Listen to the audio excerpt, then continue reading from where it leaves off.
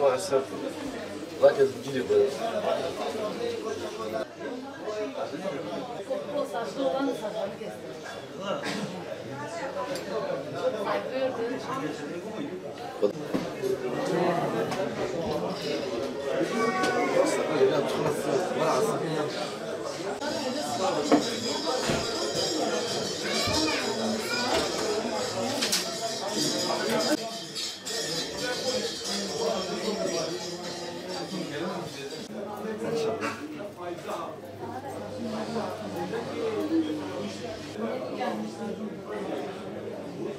Altın şu anda son 9 ayın en düşük fiyatlarındadır.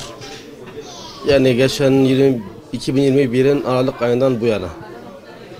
Bir ara 650 lira kadar düştü ama şu anda bizim gördüğümüz kadarıyla dip fiyatlar şimdiki fiyatlardır. Tabii bu fiyatlar kalıcı değil.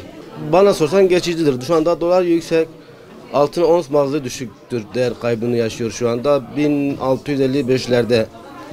Geçen Aralık'ta 2075'lere kadar çıkan ons şu anda 1655'lerde yatay gidiyor. Yani dip fiyatlardadır. Dolar kaynaklı düşüş diyebiliriz.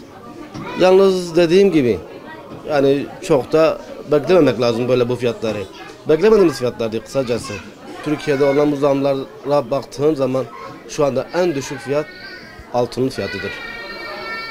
Yani bir öngörü olarak baktığımızda yükseliş trendi başlayacak mutlaka. Parası olan alıyor.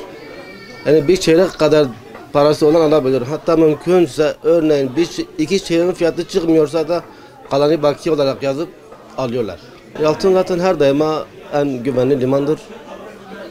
Yani herkes alıyor. Tavsiyem parası olan alsın. Yani biz kuyumcular bile dahi şu anda açıkta kalmıyoruz. Elimize gelen parayı altınla değerlendiriyoruz. Yani dolar, euro falan zaten yatırım olarak bakmıyoruz biz bunlara. Yani olan parayla altın alıyoruz. Vatandaş zaten damat gelin her türlü mecburiyetten alır. Fiyat pahalı, yüksek ona yani pahalı düşük bakmıyorlar. Öbür türlü yatırım amaçlı da millet alıyor yani. Yani var şu anda alanlar çok. Altın bu son zamanlarda bir düşüş yaşıyor. Düşüş yaşamasının sebebi de onsun düşmesidir. Ve bu da geçicidir yani bu belki bir 2-3 ay içerisinde altın bir yükseliş bandına geçecek yani yükseliş trendine geçecek ve bunu bekliyoruz da altın her şeye Türkiye'deki zamlanan her şeye göre en iyine ucuz kalan şu anda Türkiye'de altın oldu yani.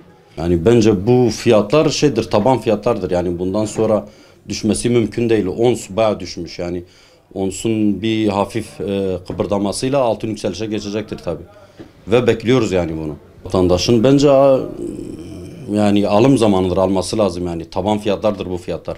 Yani kuyumcu olarak biz de bu fiyatlardan yani biz de açıklarımızı bırakmıyoruz yani biz de alıyoruz.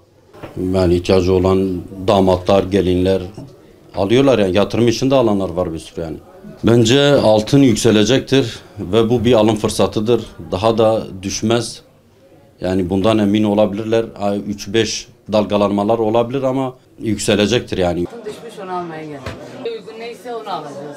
Artık çeyrek mi yüzük mü? Daha düşse iyi olur yani. Hepsi bekar evde kalmışlar kimse evlenemiyor bu altınların yükselişinden dolayı. Daha da düşse iyi olur.